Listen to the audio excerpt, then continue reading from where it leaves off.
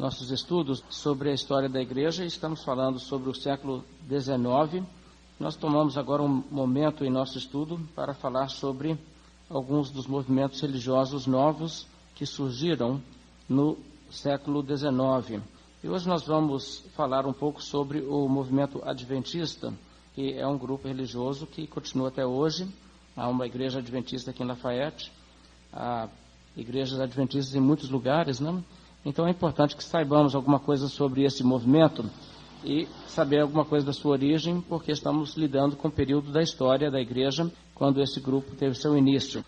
O movimento adventista, que hoje se chama a Igreja Adventista do Sétimo Dia, na época não tinha esse nome, mas o movimento adventista começou com algumas ideias que começaram a circular entre igrejas evangélicas nos Estados Unidos, no período do início do século XIX.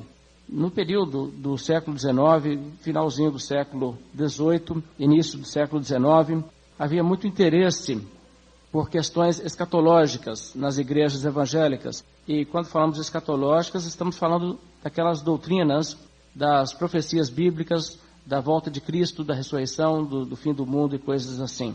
E havia muito interesse nisso e muitos estudos estavam sendo feitos sobre isso, inclusive algumas novas interpretações estavam surgindo.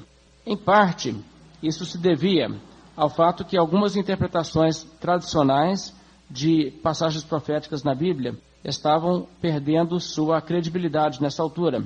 Se você estudar o que foi escrito durante o século XVII, o século XVI, especialmente com relação ao livro de Apocalipse, muita teoria surgiu que, na verdade, tentava caracterizar o fim dos tempos e a volta de Cristo como iminente diante do quadro contemporâneo.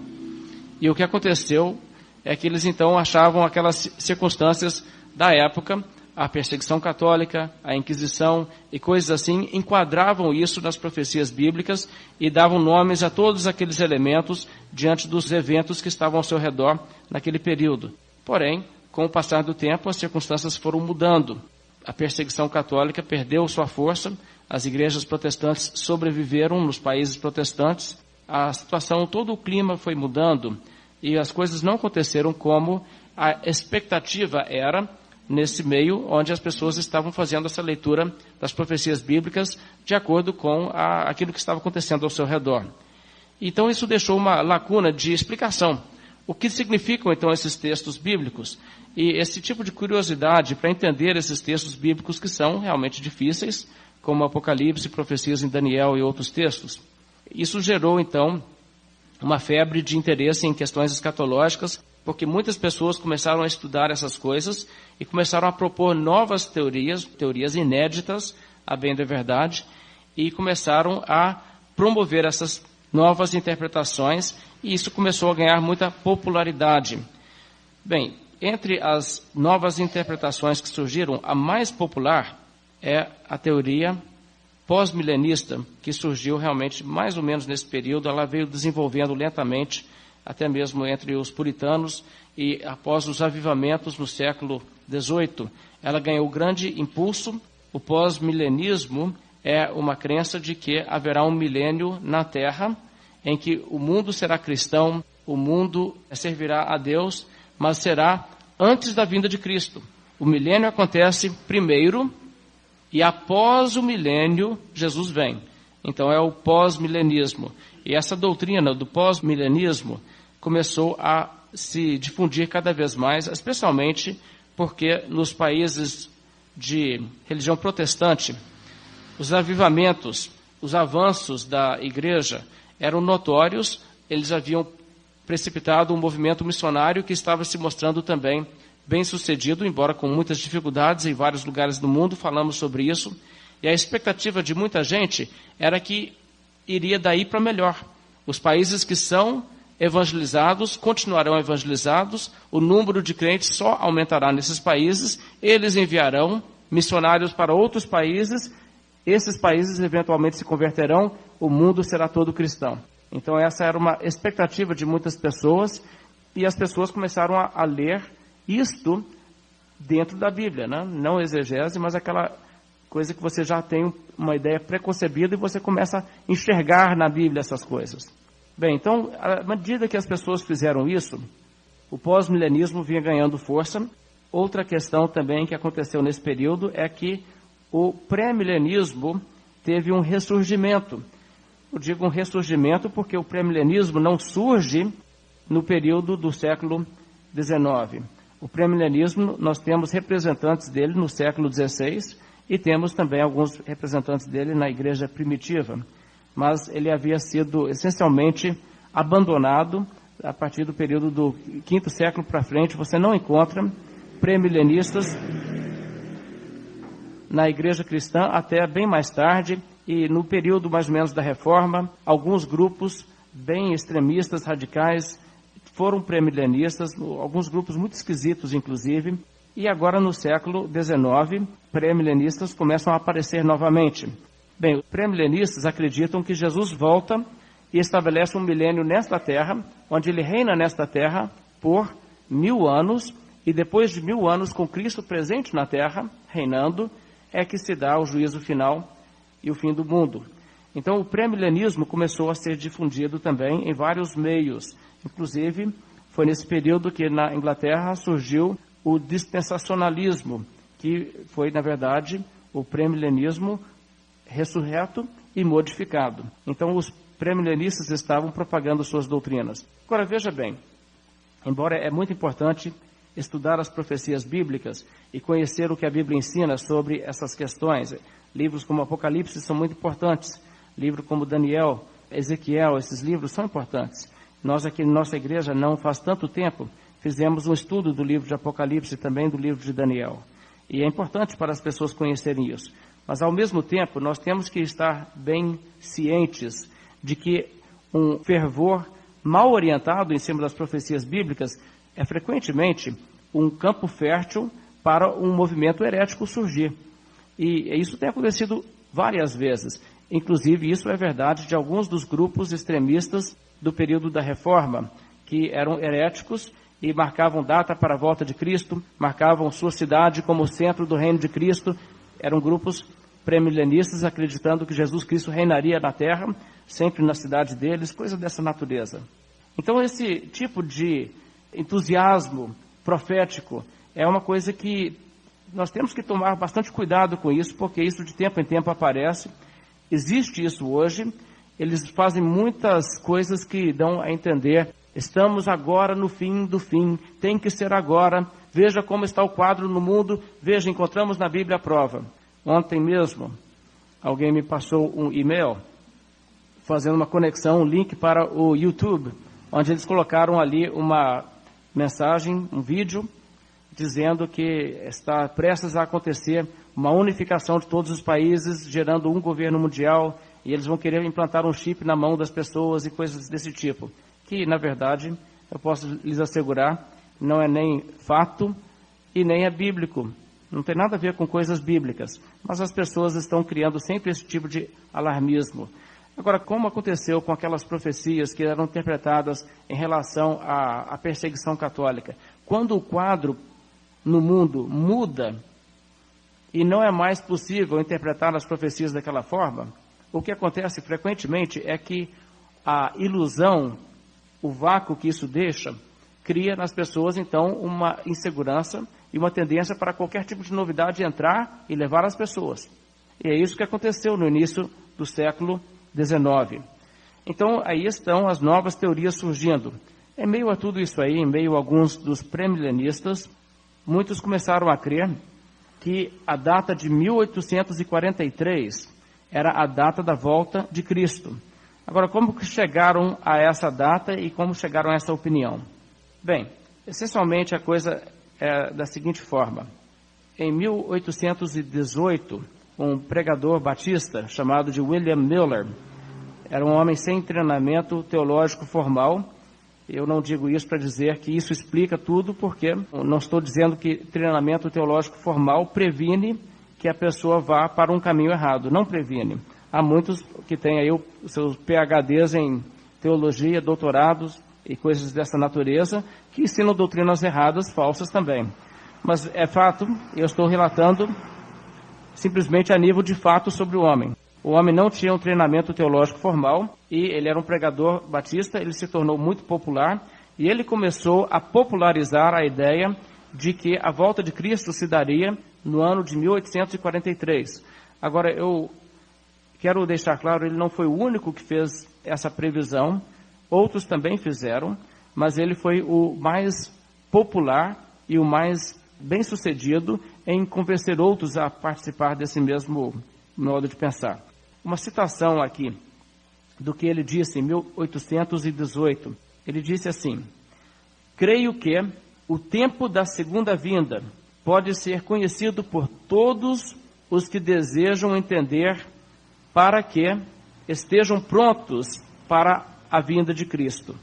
Calculando a partir do calendário judaico, estou totalmente persuadido de que entre as datas de 21 de março de 1843 e 21 de março de 1844, Cristo virá, trazendo todos os seus santos consigo, a fim de retribuir a cada um conforme sua obra será. Agora, mais tarde, as pessoas que estavam no movimento de William Miller e de outras pessoas assim, chegaram a marcar uma data mais precisa. Eles chegaram à conclusão de que a data de 22 de outubro de 44 era a data certa, e que nessa data certamente Jesus Cristo voltaria. Agora, deixe-me pedir que os irmãos abram as Bíblias para Atos, no capítulo 1. Como eu disse, nosso estudo aqui é um estudo bíblico, embora seja um estudo da história da igreja. O que nós estamos fazendo é olhar a história da igreja, os eventos que aconteceram, e então olhando o que a Bíblia tem a dizer sobre cada questão que surge, cada controvérsia e cada lição que devemos aprender da história, o que a Bíblia nos mostra sobre isso. Então, vamos olhar o que a Bíblia tem a dizer.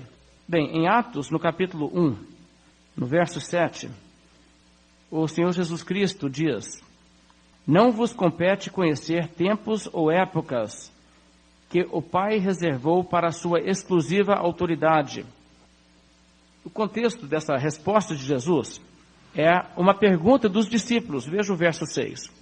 Então os que estavam reunidos lhe perguntaram: Senhor, será este o tempo em que restaures o reino a Israel? Veja, a pergunta dos discípulos é uma pergunta envolvendo a volta de Cristo, o estabelecimento do reino eterno de Cristo. E a pergunta deles, então, é nesse sentido: é esse o tempo? A resposta de Jesus não é nem sim e nem não. Na verdade, não era o tempo. Mas a resposta de Cristo é: olha, vocês não vão saber, vocês não podem saber, e não fiquem especulando sobre isso. Não é isso a resposta? O verso 7 ele diz: não vos compete, ou seja, não é da competência de vocês.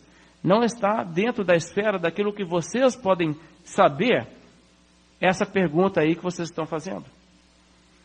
Não vos compete conhecer tempos ou épocas que o Pai reservou para a sua exclusiva autoridade. Essa linha final nos mostra que no entendimento de Cristo, essa informação está entre outras coisas que estão relacionadas a tempos e épocas que nenhum ser humano sobre a terra vai saber. Porque são coisas que o Pai reservou para a sua exclusiva autoridade, mas ninguém sabe. Nós vamos saber o dia da volta de Cristo somente quando o dia chegar. Antes nós não vamos saber.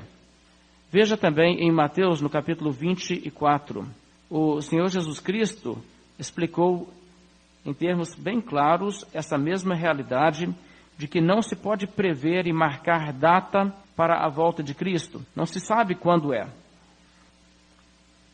O fato de que virá é certo. No verso 35, Jesus Cristo diz, Mateus 24, 35, passará o céu e a terra, porém as minhas palavras não passarão. Mas a respeito daquele dia e hora, ninguém sabe, nem os anjos dos céus, nem o Filho, o próprio Senhor Jesus, senão somente o Pai. Agora veja só, Jesus Cristo aqui afirma que ninguém sabe o dia e a hora, e ele diz, inclusive, nem os anjos no céu, e nem ele, na sua condição de humilhação, sabia. ele estava como homem, também sujeito a limitações. Ele não estava exercendo a autoridade que ele tem, que lhe havia antes da criação do mundo e que lhe foi devolvida, por assim dizer, né, quando ele foi ressurreto dentre os mortos, onde ele diz: toda a autoridade me foi dada nos céus e na terra. Jesus tem autoridade sobre essa informação também, ele tem toda a autoridade. Porém, aqui a esta altura, na sua encarnação, no seu período de humilhação, ele diz: nem o Filho.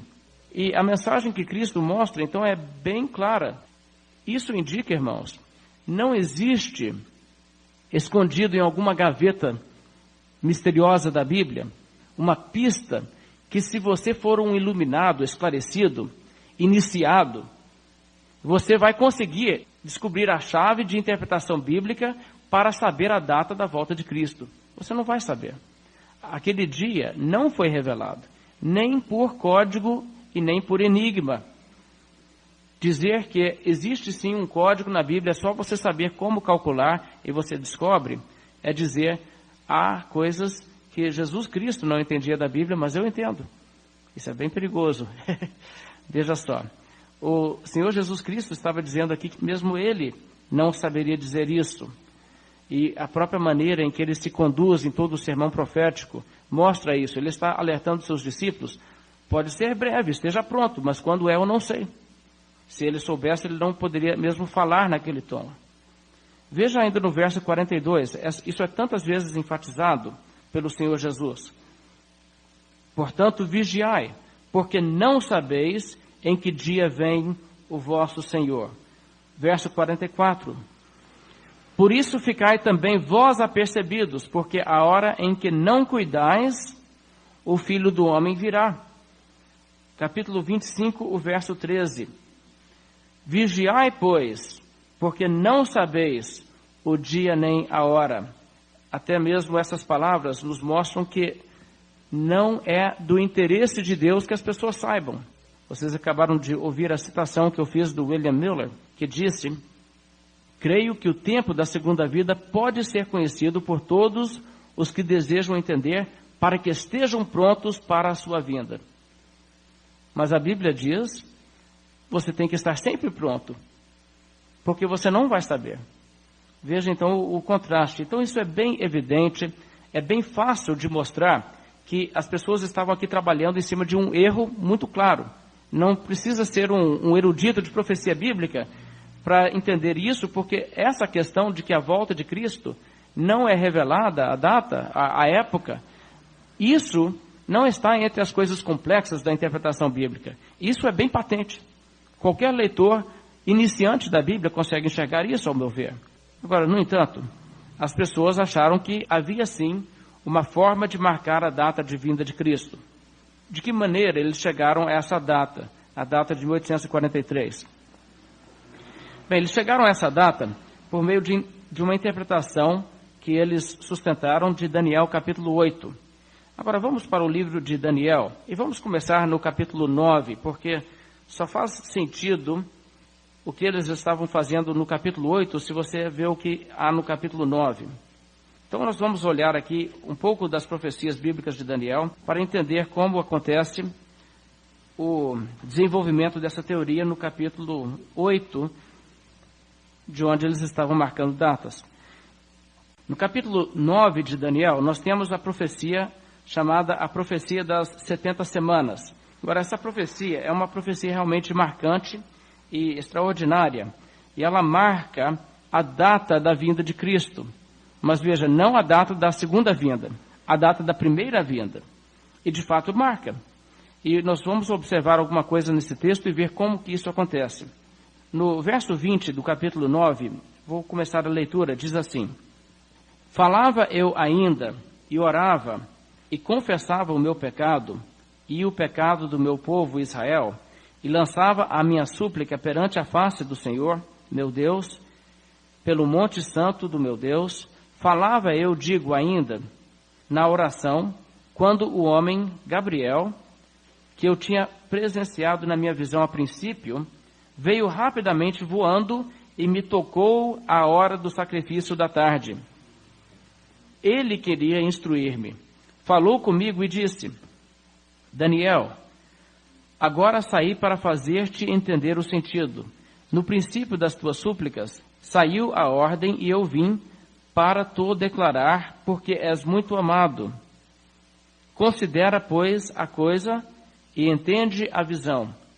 70 semanas estão determinadas sobre o teu povo, sobre a tua cidade santa, para fazer cessar a transgressão, dar fim aos pecados, para expiar a iniquidade, para trazer justiça eterna, para selar a visão e a profecia, e para ungir o Santo dos Santos.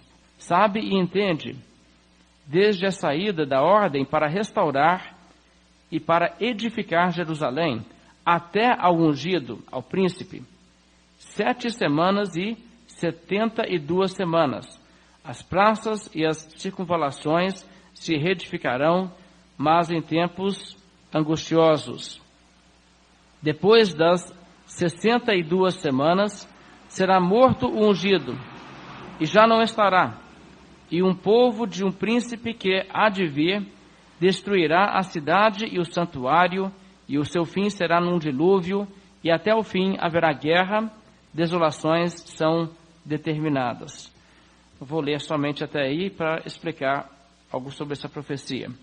Essa profecia diz para Daniel o seguinte, o anjo explica, 70 semanas são determinadas para o povo de Israel aqui. Agora, a tradução sua no português deve dizer 70 semanas. De fato, no hebraico a palavra é 70 setes. 70 setes são determinados. Não é a palavra semana que nós usamos necessariamente, teria com o sentido de 7 dias. Nós não sabemos o sentido, a menos que nós entramos melhor no texto e olhamos. O que acontece aqui é que o texto declara, a partir de uma certa data, e se você observar claramente, é dito no verso 25, desde a saída da ordem para restaurar e edificar Jerusalém, até ao ungido, e veja que ungido é a tradução para o português da palavra Messias, em hebraico, até o Messias, até o Cristo, até Jesus. Aí fala 7 setes e mais 62 setes, vou dizer assim, ou seja, 69 setes. E o que acontece a essa altura é o seguinte, quando você começa a especular e pensar, o que será esse 7 aqui no texto? 70 setes, agora 69 setes. É claro que você tem logo uma ideia, pode ser anos. Pode ser que esteja referindo a anos, grupos de anos, não semanas de dias, mas anos. E ele está dizendo, o templo em Jerusalém será restabelecido, reedificado, haverá uma ordem, um decreto de um rei permitindo que isso aconteça. A partir dessa data, 69 setes mais tarde, você chega no Messias.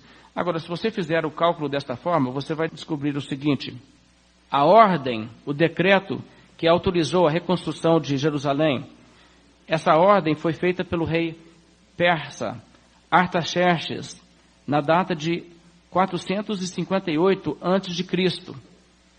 A partir desta data, se você calcular que nós estamos falando de 69 vezes 7, isso dá 483. Então, 483 anos mais tarde, após essa data que aconteceu, que para Daniel ainda era futura, veja bem. Na época que Daniel escreveu isso, Artaxerxes nem estava no trono, mas depois da morte de Daniel, cumpriu-se a profecia, um rei persa ordenou que poderia se voltar mesmo para Israel, levantar novamente o templo. E se você começar contando naquela data, você chega no ano 26 depois de Cristo. Na data de 26 depois de Cristo, coincide perfeitamente com o calendário, a data em que Jesus Cristo começou o seu ministério terrestre, em que ele foi batizado e começou a pregação. O que é uma coisa interessante. Quando é que viria o Messias? A Bíblia mesmo dizia.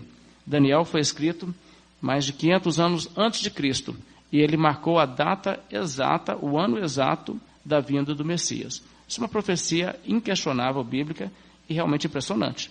Ninguém pode chegar e dizer, mas Será que isso foi escrito antes mesmo da vinda de Cristo? Sim, foi, até porque nós temos manuscritos do livro de Daniel que são bem mais antigos do que o tempo de vida de Jesus. Então a Bíblia contém sim essa profecia que coincide perfeitamente com a data do início do ministério de Cristo, quando ele é apresentado a Israel. Ok, tudo bem. Essa profecia bíblica, quem conhece o seu significado, entende que ali está uma indicação do ano da vinda de Cristo. Isso leva as pessoas a ver não só que a Bíblia realmente é de uma origem divina, porque é uma informação que não se poderia especular e acertar assim, mas o que acontece também é que algumas pessoas começam a dizer, quem sabe não temos uma coisa semelhante que nos diz a data da vinda de Cristo na sua segunda vinda. Não é verdade que tem a primeira vinda marcada no calendário, ano exato? É verdade. Pois então, quem sabe nós não temos uma coisa semelhante para a segunda vinda? Bem, isso não é verdade. Mas foi a partir desse raciocínio que as pessoas começaram a vasculhar e eles acharam uma coisa interessante no capítulo 8. Veja o capítulo 8 de Daniel. Agora, veja bem, eu quero enfatizar que a teoria que eles levantam aqui agora no capítulo 8 só foi interessante porque essa teoria foi lançada em 1818 e a data cairia para 1843. É uma data próxima. Se essa teoria tivesse sido lançada no ano 300 depois de Cristo, 400 depois de Cristo, ela não teria se tornado popular, porque isso seria o mesmo que dizer para as pessoas, Jesus não vai voltar por mais do que 1000 anos. Né? Mas como é? Jesus vai voltar daqui a uns 20 anos, uns 25 anos, aí de repente você embala com a coisa, né? Aí a coisa pega fogo. E é exatamente o que aconteceu. Mas veja no capítulo 8 de Daniel, verso 13. No verso 13, a Bíblia diz, depois ouvi um santo que falava, e disse outro santo àquele que falava, até quando durará a visão do sacrifício diário e da transgressão assoladora? Visão na qual é entregue o santuário ao exército, a fim de serem pisados. Ele me disse, até 2.300 tardes e manhãs, e o sacrifício será purificado. Agora, esse texto, isolado do seu contexto, foi o ponto de partida para essa contagem que eles fizeram e chegaram nessa data.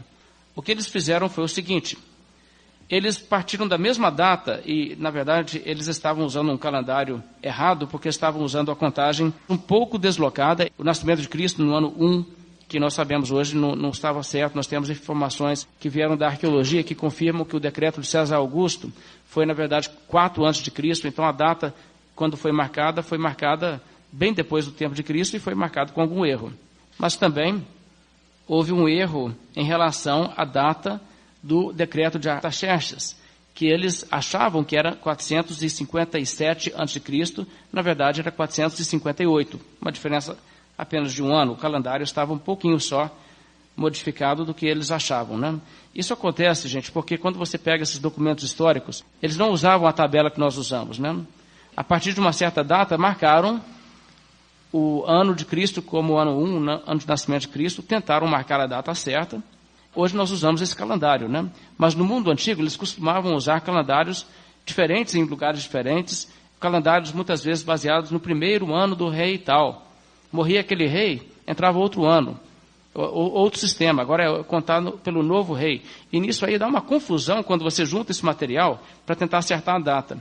Agora, com mais informação histórica, os eruditos de hoje conseguiram fazer um pouco mais de precisão nessas datas e acertaram algumas coisas que ficaram para trás aí nos anos anteriores. Bem, de qualquer forma, eles então acreditaram que a data daquele decreto era 457 a.C. E nessa data, eles acreditaram também, começaria a contagem dos 2.300 que você encontra aqui no verso 15, no verso 14.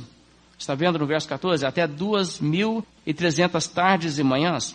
Eles acharam, aqui você começa a contar. Você tem lá em capítulo 9, 77, aqui você tem 2.300, mas é a partir da mesma data. Agora, que justificativa eles têm para começar na mesma data? Porque o contexto é outro. Você não tem justificativa nenhuma. A essa altura, no capítulo 8 de Daniel, nada havia sido dito a respeito de um decreto para reconstruir Jerusalém. Então, isso não é parte do contexto do capítulo 8. Nós vamos ver o que é o contexto daqui a pouco. Mas eles começaram com essa mesma data e falaram, então, o que acontece é que, veja bem, o texto diz, o santuário será purificado 2.300 depois disto. E onde o texto diz 2.300 tardes e manhãs, eles disseram, não é bem tardes e manhãs, é anos. É anos igual no capítulo 9. Agora, no capítulo 9 não falava nem dias nem anos, só falava setes. E hoje, com retrospectiva, nós podemos ver nitidamente que era referência a anos. Mas eles aqui pegaram e arbitrariamente decidiram que onde se diz tardes e manhãs, que dá a entender o quê? Dias. É igual o que você tem lá em Gênesis capítulo 1. Houve manhã, houve tarde, primeiro dia. Né? Houve manhã, houve tarde, segundo dia. A mesma linguagem aqui praticamente, e você vê que eles decidiram não é dias, é anos. Então pegaram isso e falaram, a partir do ano 457 a.C., 2.300 anos mais tarde, cai em que data? Cai em 1843. Se bem que depois eles tiveram que rever isso, porque eles esqueceram que na matemática nós temos o zero. E nós não temos o ano zero. Quando você passa do ano 1 a.C. para o próximo ano, na história, você não vai para o ano zero, você vai para o ano 1 após Cristo. E isso fez com que eles tivessem que reverter alguma coisa posteriormente e marcar a data conforme esse reconhecimento para 44. Mas o que acontece então é o seguinte, eles lançaram a teoria de que o santuário referido aqui é a Terra, o planeta Terra. A purificação do santuário seria aquilo que acontece por ocasião da volta de Cristo. Jesus Cristo volta e ele purifica a terra. Então podemos marcar a data. E a data então cai para 1843 ou 1844. Faz sentido então a teoria? Tornou-se muito popular essa teoria nos anos antes dessa data chegar. Quando a data passou, aí complicou, né? Mas deixe-me deixar claramente o fato de que essa teoria deles está fundamentada sobre 6 teses. E cada uma dessas teses tem que valer ou a estrutura toda cai. Qualquer um desses pontos estando errado na interpretação deles, desaba toda a estrutura. E veja o que eles teriam que crer. Primeiramente, eles têm que crer que as profecias bíblicas contêm a data da volta de Cristo, de modo que é possível calcular a data corretamente, desde que você tenha conhecimento bíblico adequado. Essa é a primeira tese. Essa nós já dissemos, não é verdade, já mostramos razões para refutar isso. A segunda tese, a tese de que o templo referido aqui em Daniel 8 é o planeta Terra. Terceira tese, a tese de que a purificação do templo, no capítulo 8, refere à volta de Cristo. Quarta tese, as 2.300 tardes e manhãs referem-se a anos e não dias.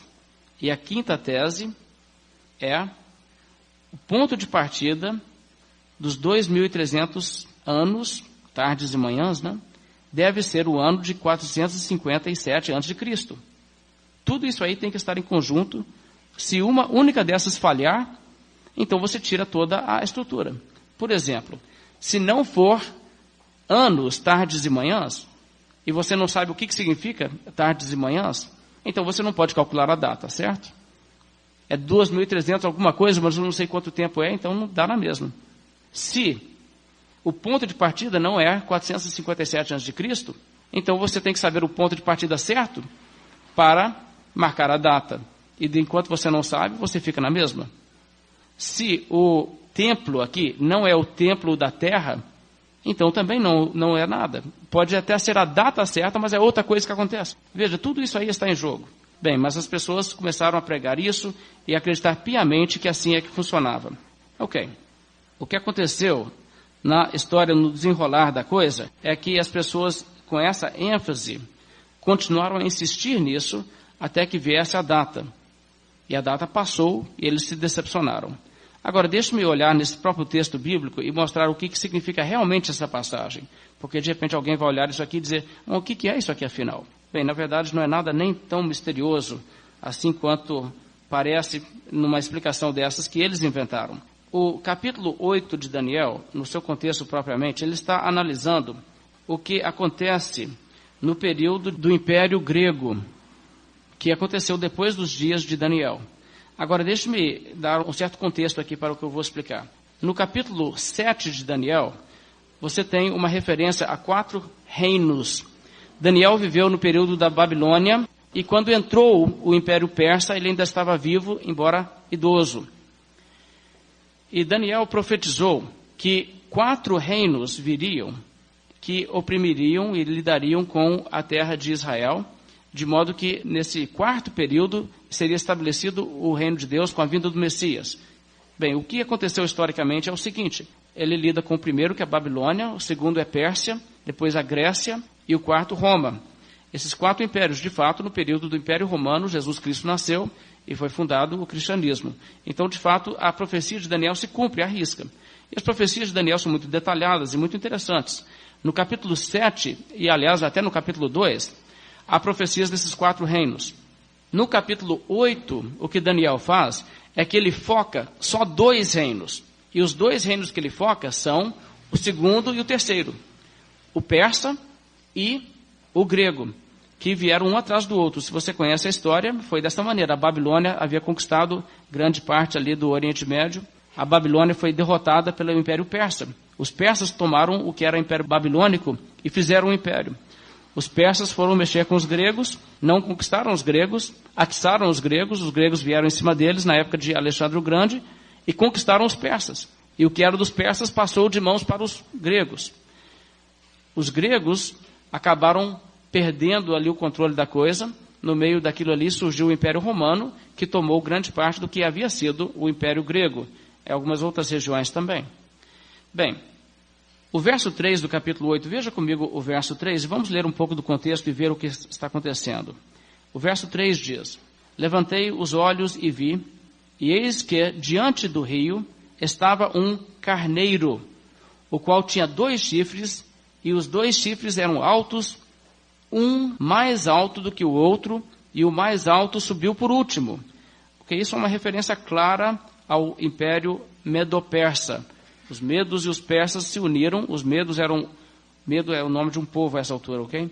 Os medos eram um povo que tinham uma certa organização, e eles eram mais poderosos que os persas. Eles se uniram com os persas se tornaram os líderes do império, acabou sendo chamado do Império Persa. Essa é a referência aos 2 chifres. Um carneiro com 2 chifres. O mais alto é o que se levantou por último, os persas. O primeiro chifre referente aos medos. Agora, quando você analisa também, você vê a simbologia muito clara, porque o carneiro aqui, com esse carneiro, é aquele carneiro que tem um chifre que faz meio com um caracol, né? Esse carneiro das montanhas é o animal aqui representado, e ele era, aliás, um símbolo da Pérsia. Os reis da Pérsia usavam muitas vezes um capacete que tinha uma cabeça de carneiro com esses chifres, quando eles lideravam seus exércitos para a batalha. Então essa simbologia era claramente pega no ar, né, por quem vivia naquela época e sabia essas coisas. Seria mais ou menos como hoje, né? Nós temos aí países que têm animais como mascotes, como a França tem o galo, os Estados Unidos tem a águia, a Rússia tem um urso e assim por diante. Bem, então isso era também parte da cultura da época e está sendo usado aqui. O verso 4 continua e diz: Vi que o carneiro dava marradas para o ocidente, para o norte e para o sul, e nenhum dos animais lhe podia resistir, nem havia quem pudesse livrar-se do seu poder. Ele, porém, fazia segundo a sua vontade e assim se engrandecia. Historicamente, sabemos que o Império Persa expandiu para o ocidente, para o sul e para o norte, exatamente conforme descrito aqui por Daniel. O verso 5. Estando eu observando, eis que um bode vinha do ocidente, sobre toda a terra, mas sem tocar no chão. Ou seja, ele vem rápido então, né? Este bode tinha um chifre notável entre os olhos. Dirigiu-se ao carneiro, que tinha os 2 chifres, o qual eu tinha visto diante do rio, e correu contra ele com todo o seu furioso poder. Viu chegar perto do carneiro, e enfurecido contra ele, o feriu, e lhe quebrou os 2 chifres, pois não havia força no carneiro para lhe resistir. E o bode o lançou por terra, e o pisou aos pés, e não houve quem pudesse livrar o carneiro do poder dele. Essa é a referência dos gregos que derrotaram os persas. O verso 8 continua. O bode se engrandeceu sobremaneira, e na sua força quebrou-se-lhe o grande chifre, e em seu lugar saíram 4 chifres notáveis para os 4 ventos do céu. Agora, observe bem o que está sendo dito aqui. Ele nos mostra claramente que havia um chifre só nesse bode, mas no auge do seu poder o chifre é quebrado, e no lugar de um chifre brotam 4 chifres menores. O que é isso? Bem, vamos inverter um pouco a coisa e vamos ler mais na frente no capítulo, onde o próprio capítulo explica, para a gente poder depois voltar aqui. Veja o verso 20, a explicação que o próprio anjo dá a Daniel, a interpretação. Ele diz: aquele carneiro com 2 chifres que viste são os reis da Média e da Pérsia, mas o bode peludo é o rei da Grécia. Veja, muito específico isso. Na época que Daniel escreveu isso, Grécia nem era um país unido, mas diz aqui é o rei da Grécia, como um país unido. O chifre grande entre os olhos é o primeiro rei. Quem foi o primeiro rei do Império Grego? Alexandre o Grande. O ter sido quebrado, levantando-se 4 em lugar dele, significa que 4 reinos se levantarão deste povo, mas não com força igual à que ele tinha. Mas no fim do seu reinado, observe bem essa linha que nos diz a referência de tempo.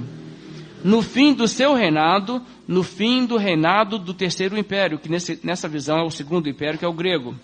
No fim do seu reinado, quando os prevaricadores acabarem, levantar-se-á um rei feroz, de feroz catadura e especialista em intrigas.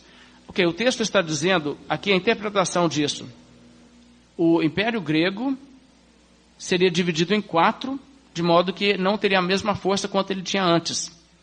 E um destes, que governaria sobre a região do povo de Israel, se levantaria no final do período deste império, se levantaria um rei mau, um rei cruel, que oprimiria o povo de Deus. É isso que estava sendo aqui profetizado.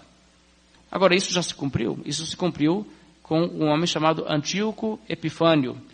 Eu vou falar um pouco mais sobre isso daqui a pouco. Mas vamos voltar para o início do capítulo e vamos prosseguir com nossa leitura. O verso 8 novamente. O bode se engrandeceu sobremaneira, e na sua força quebrou-se-lhe o grande chifre, que representa o primeiro rei, e em seu lugar saíram 4 chifres notáveis para os 4 ventos do céu, um para o norte, um para o sul, um para o leste e um para o oeste. Historicamente, isso aconteceu na divisão do reino grego. Verso 9. De um dos chifres saiu um chifre pequeno, e se tornou muito forte para o sul, para o oriente e para a terra gloriosa, a terra de Israel. Cresceu até atingir o exército dos céus, e alguns do exército e das estrelas lançou por terra e os pisou. Sim, engrandeceu-se até o príncipe do exército. Dele tirou o sacrifício diário, e o lugar do seu santuário foi deitado abaixo. O exército lhe foi entregue com o sacrifício diário por causa das transgressões, e deitou por terra a verdade, e o que fez prosperou. Agora, aí está o contexto do que nós lemos no verso 3. Mas veja o que está sendo dito. A Bíblia está dizendo que após o Império Grego se dividir em 4, no final do período do Império Grego, se levantará um rei mau dentre uma dessas facções. Veja, de um desses 4 chifres, do próprio chifre sai um chifre pequeno. Esse chifre pequeno representa um rei mau que se levanta naquele reino. E o que é que esse rei mau faz? Ele ataca o povo de Deus, que é o povo de Israel aqui, que está servindo a Deus com fidelidade. Ele ataca esse povo, ele oprime esse povo, ele pisa esse povo, por assim dizer, e ele tira, inclusive, diz aqui, o sacrifício diário, o santuário. Qual santuário? O templo em Jerusalém. O templo é dominado por eles, é pisado, é deitado abaixo, e veja o verso 12. O exército lhe foi entregue com o sacrifício diário por causa das transgressões, e deitou por terra a verdade, o que fez prosperou. Continua lendo o verso 13 agora. Depois ouvi um santo que falava, e disse o outro santo àquele que falava: até quando durará a visão do sacrifício diário e da transgressão assoladora, na qual é entregue o santuário e o exército, a fim de serem pisados? Ele me disse: até 2.300 tardes e manhãs, e o santuário será purificado. Agora, o que está sendo dito aqui? Na verdade, é muito simples. Deixe-me falar o que aconteceu historicamente e vocês logo vão entender o sentido da coisa. O que aconteceu historicamente foi que Antíoco Epifânio se tornou rei dos Seleucidas, do povo grego que dominava na Síria, no ano de 175 a.C. Ele reinou até 164 a.C. Então ele teve um período de 9 anos no poder. Mas nesses 9 anos que ele ficou no poder, ele resolveu acabar com o povo que seguia a Bíblia em Israel. Ele resolveu que eles teriam que abandonar a prática da religião bíblica. Ele invadiu Jerusalém, invadiu o próprio templo, matou os sacerdotes, impediu e interrompeu a prática do sacerdócio, a prática das ofertas diárias que era feito no judaísmo, e inclusive até ofereceu um porco sobre o altar, só para profanar mesmo o lugar, né? Porque o porco para os judeus é um animal imundo. Bem, isso é fato histórico, isso cumpriu a profecia. Agora, a atitude que ele teve levou os judeus a se rebelarem. A princípio, os judeus não resistiram porque ele era o governante. Mas quando viram que ele estava determinado a matar qualquer judeu que fosse fiel à Bíblia, eles entenderam, ou nós vamos ter que lutar contra esse homem, ou nós vamos morrer de graça. E em grande desvantagem, eles se rebelaram. Mas por providência divina, a rebelião deles foi bem sucedida. Isso é narrado nos livros que não são inspirados por Deus, mas que são históricos em alguma medida, os livros dos Macabeus. Os Macabeus foram os líderes da rebelião contra Antíoco Epifânio. E o que aconteceu, então, historicamente, é exatamente isso. Eles conseguiram expulsá-lo, tornaram Israel um estado independente temporariamente, até que vieram os romanos. E assim que eles conseguiram, eles restauraram o templo e suas funções normais. Agora, sabe o que aconteceu historicamente? Sabe quanto tempo o templo ficou inativo? Porque Antíoco Epifânio interrompeu os sacrifícios. Nós não temos as datas exatas, mas foi a partir de algum lugar entre agosto e setembro de 171 a.C. até 25 de dezembro de 165 a.C. Ou seja, foi aproximadamente 2.300 tardes e manhãs. Foi aproximadamente 2.300 dias. Pode ter sido à risca, na pinta. Eu não vou dizer que foi, porque nós não sabemos, historicamente, a data exata da invasão de Antíoco Epifânio, em que ele interrompeu o sacrifício. Mas, de fato, nós sabemos a data da restauração, porque isso os judeus comemoram até hoje. E o que acontece, então, é exatamente o seguinte. Foi um período de, ou exatamente 2.300 dias que o templo ficou interrompido, ou aproximadamente isso. O que também, irmãos, não é uma violação da Bíblia, porque muitas vezes esses números, especialmente um número como esse, né? 2.300, redondo assim, pode ser um número arredondado. Qualquer coisa parecida, né? Pode ser considerado válido, pode ser 2.295, né? Ou 2.403, né? Não importa. A questão é que isso aí acerta. Agora, qual que é a interpretação correta dessa passagem bíblica?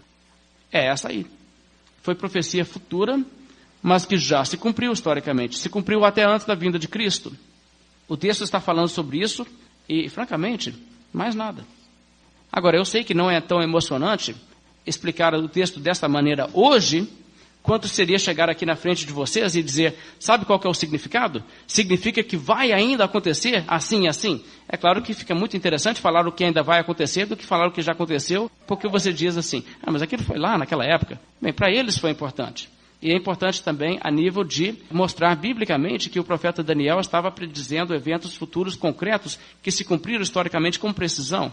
Mas devemos entender que não tem nenhuma outra aplicação histórica para nós hoje, senão a lição que nós aprendemos do fato da inspiração da Escritura e da história de Israel e as lições que podemos pegar daí. Ok, agora vamos voltar para o tempo de século XIX. O que aconteceu quando a data marcada por eles em 1844 chegou e passou e a profecia não se cumpriu, conforme eles achavam? A interpretação que eles tinham da Bíblia era que então agora Jesus teria que voltar, né? Bem, esse dia, 22 de outubro de 1844, entrou na história como o dia da grande decepção. O resultado inevitável do erro do movimento adventista foi que quando chegasse a data, ela ia chegar e passar sem a volta de Cristo. O que aconteceu é que nos dias antes dessa data, muitas pessoas do movimento literalmente venderam suas propriedades, fizeram doações, ajudaram pessoas carentes, e aquela coisa toda, vamos fazer uma última boa obra com o recurso que nós temos, com o patrimônio que nós temos, e dissiparam tudo que tinham. Venderam e deram aos pobres. Se trajaram de roupas brancas, algo parecido com o que algumas igrejas fazem para batizar as pessoas. Gente, isso é fato histórico. E subiram em montes, em grupos, e cantaram hinos. Na manhã de 22 de outubro, estava lá o povo, cantando hinos. Jesus está chegando, Jesus está chegando. Aquela emoção, aquele fervor. E sabe, o sol se pôs, e eles tiveram que voltar para a cidade. Alguns nem tendo uma casa para voltar. Agora, irmãos, a verdade é que isso foi o maior mico. Foi embaraçoso isso. E eles ficaram assim, sem mesmo saber o que fazer. Isso criou uma crise profunda em muitos que estavam ali no movimento adventista e que foram desiludidos por essa data que falhou. Bem, o povo que integrava o movimento adventista reagiu a isso de 3 formas. Algumas pessoas deram o braço a torcer e disseram, é mesmo, nós estávamos errados, foi uma grande bobeira. E entenda que a essa altura, a maioria das pessoas que eram adventistas, veja, adventismo não era um grupo religioso à parte, não era uma religião. Adventistas eram pessoas de qualquer igreja que acreditaram que o advento estava para aquela data. Por isso a palavra adventista. Então veja só, eles achavam isso, e tinha gente que era batista, tinha gente que era metodista, tinha gente que era presbiteriano, tinha gente com várias denominações evangélicas. E esse pessoal, os adventistas nesses grupos, alguns deles voltaram humilhados para a sua igreja e falaram, eu errei mesmo, me perdoa, eu não entro mais, não embarco mais numa coisa furada como essas. Eu achei que tinha como saber, mas agora eu entendo que vocês tinham razão, porque muita gente falava, não cai nessa não, isso é furado. Não é assim não. Pergunta alguém que entende o direito da Bíblia, pergunta alguém que conhece o profecia de Daniel, o que significa aquele texto. Não tem nada a ver com isso aí que vocês estão dizendo. Mas as pessoas se empolgam e não querem saber, e não querem ouvir o contrário, né? Você sabe como as pessoas são, né? É por isso que os golpes funcionam. Porque o bandido que está querendo passar a perna na pessoa está torcendo para a pessoa acreditar. E a própria pessoa está torcendo também para ser verdade. É por isso que ela cai. Então é isso que aconteceu. Agora, algumas pessoas calçaram a cara e voltaram para suas igrejas e admitiram o seu erro. Entre elas, o William Miller, o pastor batista que marcou a data. Quero ler palavras do próprio William Miller, onde ele explicou que ele estava errado mesmo. Ele escreveu o seguinte, se eu vivesse minha vida novamente, diante da mesma evidência que eu tive em mãos, eu teria de fazer conforme fiz, simplesmente para ser honesto diante de Deus. Apesar de ter ouvido opositores afirmando que a minha data estava errada, nenhum deles havia apresentado qualquer argumento que me levasse a refletir seriamente. Me parecia na época, e como até hoje até parece, que eles se baseavam tão somente em seus palpites individuais e que suas conclusões eram mais motivadas por não desejarem a volta de Cristo do que em qualquer outra coisa. Eu confesso o meu erro hoje e admito que estou decepcionado. No entanto, ainda creio no dia do Senhor, creio que está próximo, mesmo às portas, e exorto a vocês, meus irmãos, a serem vigilantes, não permitindo que esse dia vos apanhe desprevenidos. Agora, irmãos, isso é a palavra de um homem sincero, quebrantado. E tem gente que tem condições de fazer isso, né? Quebra a cara e diz, pois é, errei.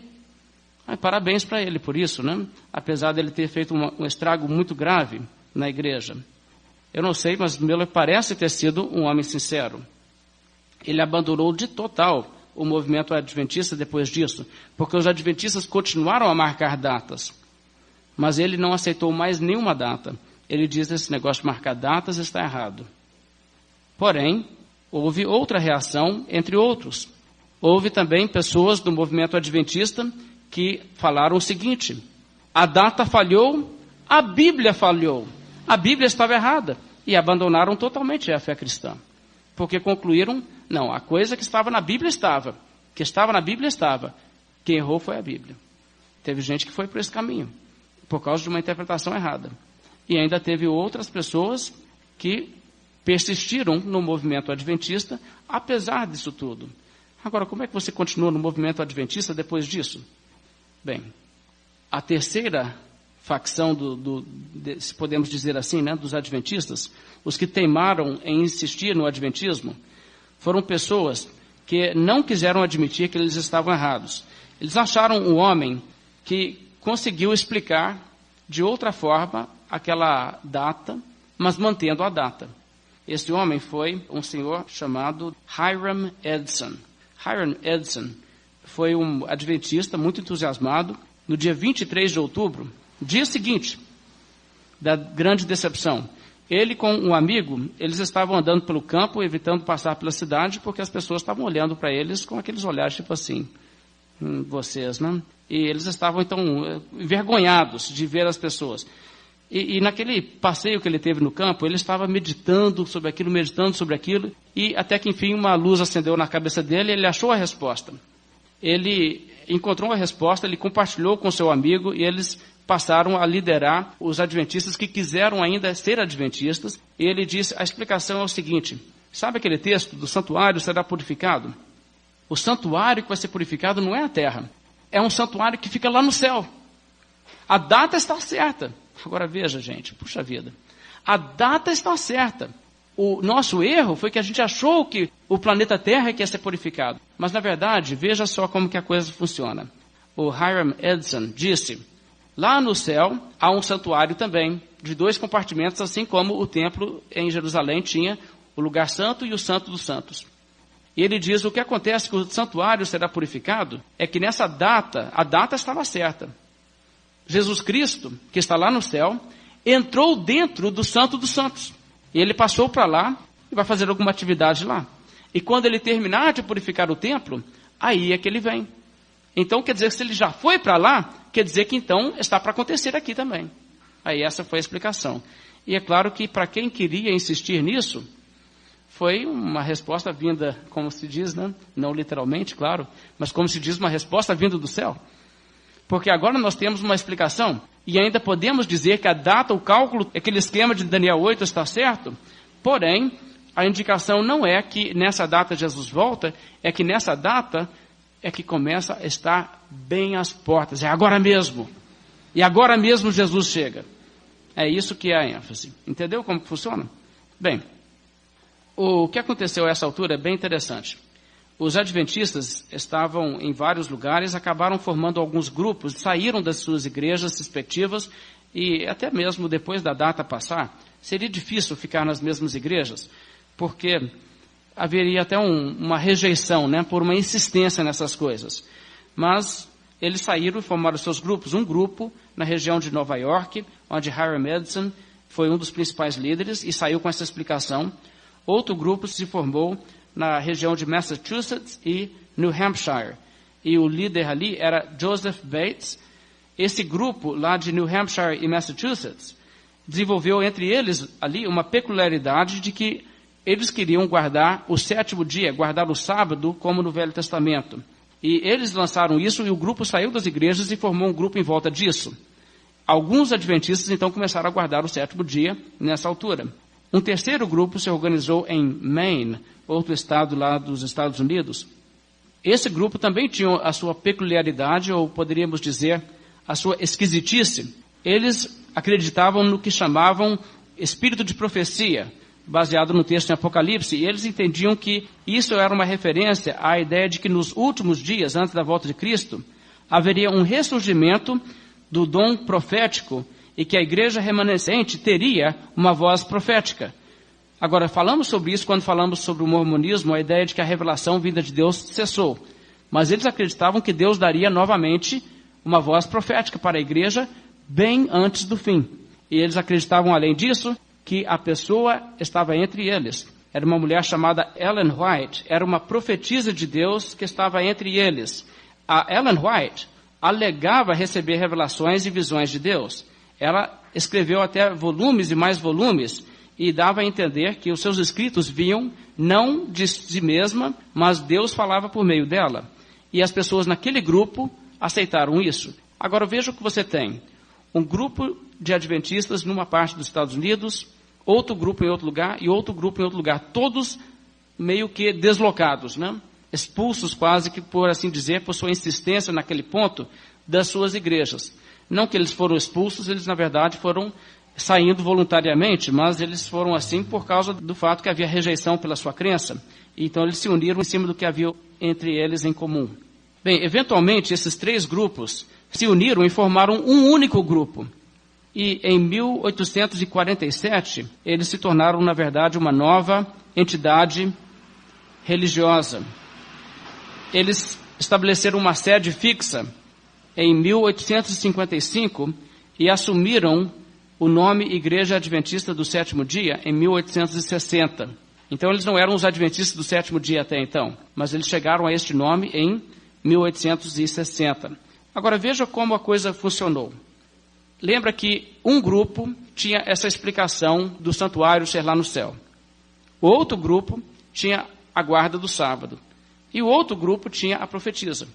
Quando os três grupos se reuniram, o que aconteceu foi o seguinte: a Ellen White foi aceita como profetisa por todos, de modo que o que ela falava se tornou autoridade maior do que a opinião de qualquer outra pessoa ou a interpretação da Bíblia de qualquer um. E o que ela achou nos três grupos, que para ela parecia correto, as ideias de cada grupo, as peculiaridades que agradou a Ellen White, se tornou então universalmente aceito, porque ela, com suas palavras, entre aspas, proféticas, colocava um selo de aprovação sobre aquilo que ela achava, isso aqui está certo.